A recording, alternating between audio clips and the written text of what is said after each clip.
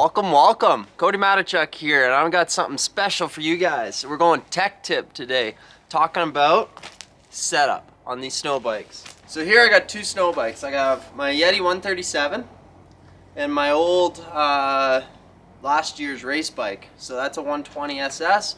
This is a 137, and I got two different setups here as well. Both the suspension internally set up different, but I also have the geometry set up different.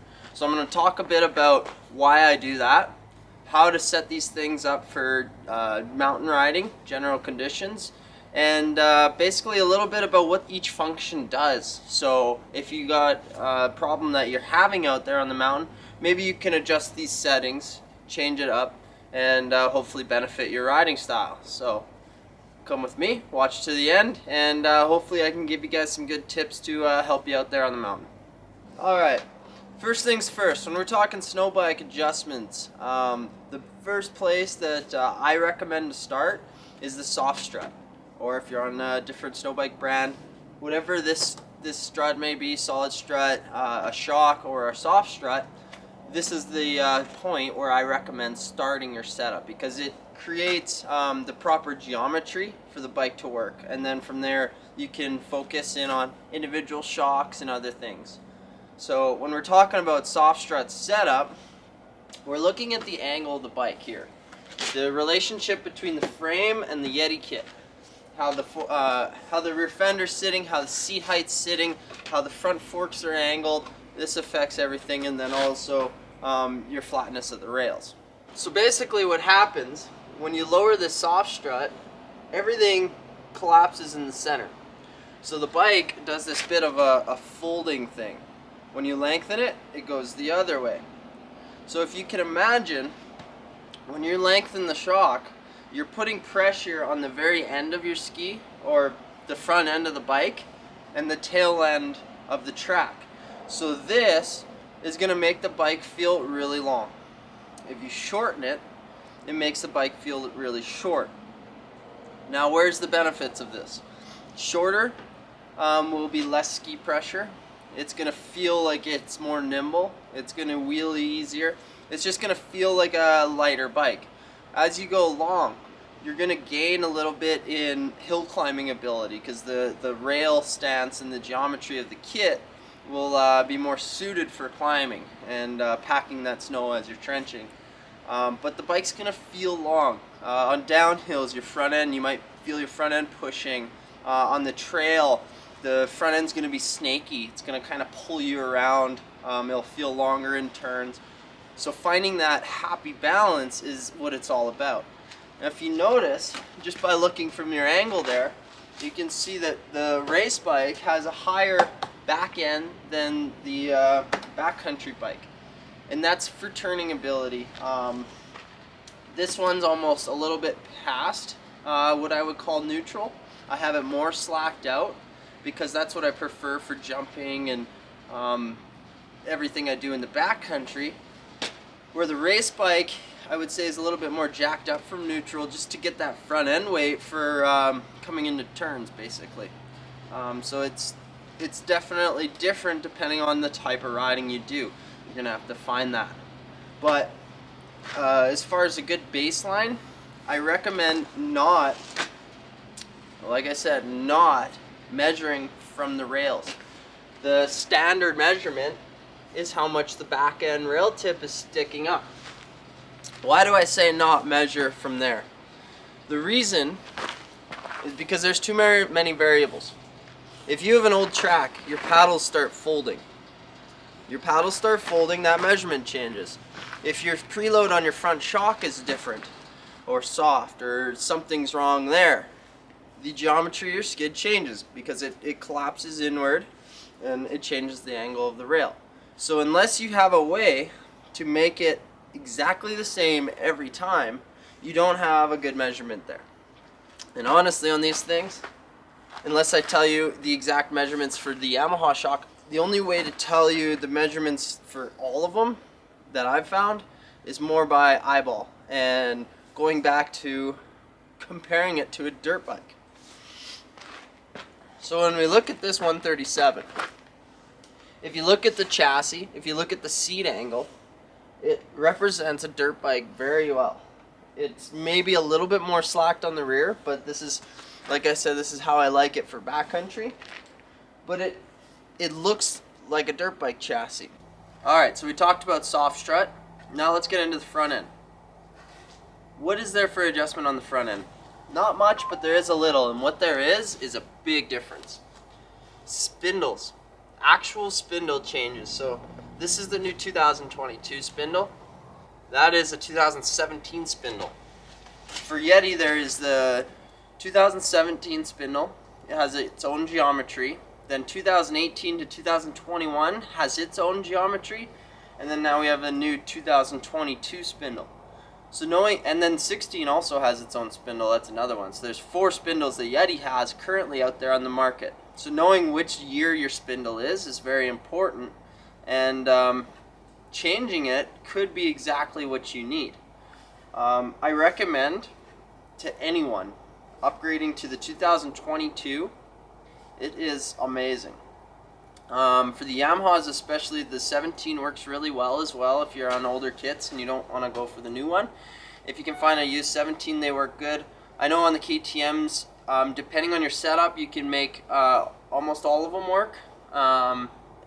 But yeah, so it's just going to depend on your setup. For the Yamahas, I've always preferred the 17 spindle.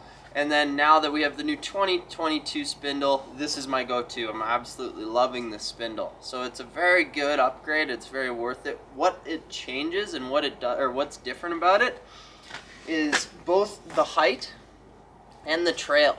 So where the ski bolt sits relative to where your axle is. So basically, where we have the 17 spindle. Let's say it's at height X. This is our baseline spindle. In 2018, the 18 to 2021 spindle, the ski bolt sits about an inch to an inch and a half farther forward than the 2017. What this favors and what this can help is guys that are running absolutely stock forks, and just like that more mushy setup. It almost favors that because those guys are riding in halfway the stroke the whole day to all the way bottomed out. You're constantly in this range. So right there, you're shortening up your geometry, and also as it goes in, your bike dives down, so you're tightening up your rake. So you're constantly riding with the ski farther back and you don't even know it. The 17 spindle immensely helps the built forks, or if you have a third shock, anything like that. And then the 22 spindle complements both of those. The 22 spindle is back to where the 17 was as far as trail goes, but it's an inch taller. Now this inch taller, I'm really stoked on. I find it matches the geometry of the kit better. The kit before almost seemed like it was sitting too low and too much on the front end, so with this taller spindle it kind of straightened everything out and let it sit a little bit better. So stoked on the new 2022 spindle. This thing is deadly, and it is very, very worth the upgrade if you guys got the chance to put one in your order. If you don't want to do a full 22 kit, this is a good place to spend your money. Sorry, the sun's in my eyes. Alright, talking about fork height. Right here. Now, this is something that I haven't spent a lot of time in for backcountry riding. I've spent some time with it on the track, but as far as backcountry, moving it a couple mils, not really noticing a difference. So set it at a good baseline and leave it there. For the Yamahas, I'm approximately 4 to 5 mils of colored tubing showing. So that's not to the top, that's to just the blue sticking out there, or gold if you have stock short shocks. But that's where I'm setting, and basically I put it there and forget about it the rest of the season. There's so many different other things to change that do more. I mean, just on the back end alone, you have 3 different shocks plus all your settings on the front end. So there's more to change. So this is such a small measurement that once we get to X Games racing mode and we need to dial in those tenths of a second, then we start messing with that. But for backcountry, set it, forget it. All right, now we're going to talk about the skid geometry and a bit about the skid shocks. So first up, these 3-hole position that we have for the front suspension mount. Now middle's neutral. So middle's where the factory determines that it's best in all types of snow and all types of trail. This is honestly the only setting I ever use. What happens as you go down or as you go up is it changes how the rails sit and where basically neutral position is. So you can almost cheat a bit about what the soft strut geometry does for you in the skid. So once you get the bike set up with this, with your soft strut angle and get the right fork angle and get the bike steering good with this, now if you want to change your rail angle, you have the option of doing that here. So when you push the front end down and you go to the bottom hole, it's going to be like you're shortening the soft strut. It's going to make the front of the rails go down and the back almost, it's not going to come up, but it's going to look like it's come up because the front's gone down. So what this does is you start driving off more of the front portion of your track. Makes the bike feel shorter because you're driving off the front portion in the ski instead of driving off the back, basically. So your bike's going to be more nimble, you're going to be more wheelie, you're going to lose traction, it's going to be worse for climbing, but your bike's going to feel playful. So if this is something you're looking for, honestly, even if you want to be out on the hill one day and in the middle of the day switch it and pull some wheelies, super easy way to do that. Coming to the top hole, this is going to go the other way. It's going to be like lengthening the soft strut, but you're not affecting the front end while you're doing it, you're just affecting the skid. So what this does is it drives off the rear and the front ski. It creates a flatter rail angle. This helps with climbing. This helps with getting around on those deep days. You are going to sacrifice a little bit of turning ability.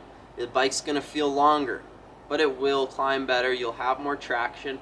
And even on those high speed trails, you might even feel a little bit of stability, more stability with the longer stance.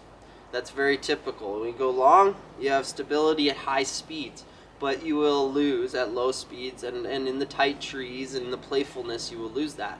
So it's a bit of a, depending on what you want, you can reach it with setting your geometry on the soft strut so that the front end's good, not looking at the back, and then setting the back end with the suspension geometry and then into the shock setup, which we'll get into next. Alright, shock setup. What should we get into first? Let's talk about the front shock. Now the front shock from Yeti has changed this year. There's a different preload setup, different spring, things have changed. In the past, so anything from 21 back, this is what I recommend to do when you get your stock kit. There's a tender spring and a mainspring on the front shock. The tender spring, I recommend pulling that off and just running the mainspring. Now we run that mainspring with about 8 mils of preload. 10 if you want. I wouldn't run more than 10 necessarily, but 8 to 10 mils is a good point to start at. The compression on the stage 3s, turn it all the way in and 1 out. You never really want to leave it all the way closed, so we'll go all the way in and 1 out. We call that at compression 1. This is going to slow the shock internally. This is going to give you a better preload adjustment because what that tender spring does is it kind of derates both springs. So in the end, it more or less makes you have a softer overall spring. And on the front end, we've noticed that it really needs a little bit more help to be supported through the bumps and some of the other things. It G's out very quickly, and then your drive shaft gets dug into the snow and you lose momentum that way. So personal recommendations: tender spring off, 8 to 10 mils of preload on the front, and dial the compression all the way in, 1 out. On the rear shock, depending on where you want to set it up, I would say 6 to 8 mils of preload. The rear spring's fine. And then the same thing with the compression, all the way in, 1 out. It's a great place to start. If you want to get more performance out of your vehicle, just like in anything, you do your suspension and get a custom setup for your riding style. These are baseline riding setups to hit the majority of the market. So when you need to push farther and you want to go jumping or be more aggressive, that's when we send our suspension off to RMR Suspensions and get it properly tuned, both your forks and your shocks, for your riding, and you'll get absolutely the most out of your ride that way. So that wraps up both the front shock and the rear shock adjustment. We talked about the angle of the skid, we talked about the angle of the soft strut, talked a bit about spindle geometry, a bit about the fork height thing. Honestly, the only thing left is for you guys to get out there and do some adjustments and play with things and put these things to the test and feel them in the real world circumstances. As always, many of you have reached out to me before asking these questions on my Instagram, YouTube, hitting me up through Facebook. All that is completely fine. Send me what you guys got for questions. I'm always here to answer. I'll work with you to set up your bike. It doesn't matter what kind of bike, doesn't matter what kind of kit. Hopefully I can help you get the most out of your snow bike riding days. So this is Cody Matechuk, tech tip on setup. Hopefully this helps you. You guys have a wonderful day. See you on the mountains.